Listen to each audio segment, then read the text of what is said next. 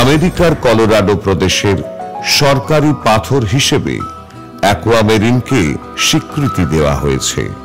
পৃথিবীর সবচেয়ে বিখ্যাত অ্যাকুয়ামেরিনের নাম ডমপেড্রো।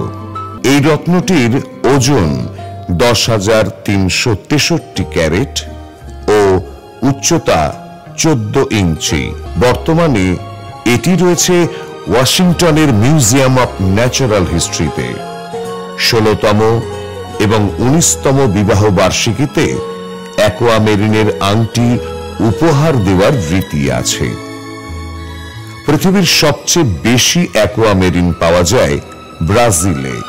এছাড়া পাকিস্তান, আফগানিস্তান, মাদাগাস্কার ও আমেরিকাতেও অ্যাকুয়ামেরিনের খনি আছে।